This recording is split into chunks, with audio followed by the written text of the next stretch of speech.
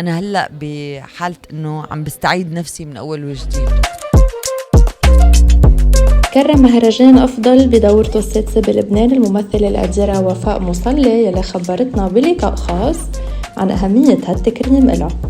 بيعني لي كتير أكيد طبعاً. أي فنان بعد الجهد والتعب وإحساسه بالمسؤولية والالتزام لما بيصير في تكريم يعني هذا بيرفع معنوياته أكيد وبيخليه أمام مسؤولية كتير كبيرة لحتى يستمر بنفس المستوى وأكثر. هلأ أنا تكرمت عدة مرات بلبنان بصراحة، بس هذا التكريم له خصوصية باعتبار أنه في تكريم خاص للراحل المخرج هشام شربتجي، وهو شيخ الكار عنا بصراحة، فإله طابع كتير كتير هام بالنسبة لنا ولكل السوريين ولكل العرب. شو الأثر يلي تركه المخرج هشام شربتجي بالممثلة وفاء مصلي؟ يعني أنا قبل ما أدخل للوسط الفني، قبل ما أخلص دراستي، كنت أنا بتابعه من خلال سلسلة مرايا، من خلال المسلسلات اللي هو اللي بيقدمها. عمله مع الممثل كتير رائع، بيدعمه وبيحفز عنده الإبداع، يعني في علاقة إبداعية متبادلة بين المخرج والممثل. كتير هو بيعبر عن شريحة من الناس، هي الشريحة اللي بتشبه أكتر حدا بالمجتمع، فهو إنسان يعني عنده ثقافة كتير كتير كبيرة، وابن بيئة، ابن الشام وبيحب الشام كتير. فلما أنا اشتغلت معه بصراحة أول عمل يعني حسيت قديه إنه أنا عندي فرصة كتير كبيرة إنه أشتغل مع هشام شربتجي.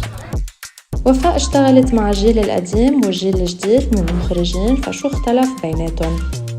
هلأ كل حدا منهم له خصوصية، فهشام شربتجي له خصوصية كتير كبيرة، كما لا مخرجين آخرين يعني خصوصية كبيرة، يعني حتى من الجيل الجديد اللي تلمزوا على أيدي مخرجين كتير مهمين مثل الليث حجو، تلمز على إيد مثلا هيثم حقي وكتار، يعني المخرجين اللي كل واحد فيه له بصمته الخاصة وتعامله الخاص مع أدواته اللي هي الموسيقى والألحان والديكور والملابس والمكياج. الممثل هو أهم أداة من أدواته، هي الأداة الحية اللي هي بتعكس روحه.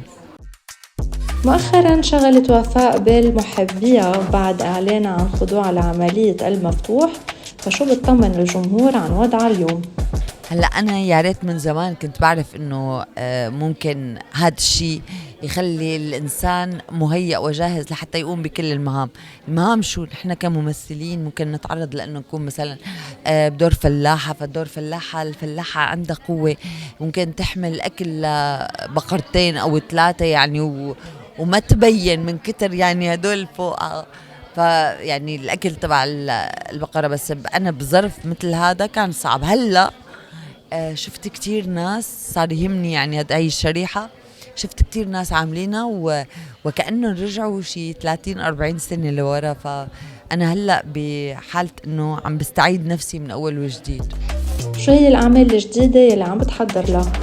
أكيد طبعا في أعمال جديدة، في عندي عملين بدبي بس لسه ما تم الاتفاق عليهم، لذلك ما بقدر إنه أذكرهم. في عندي سلسلة متصلة منفصلة اسمها مربى العز بيئة.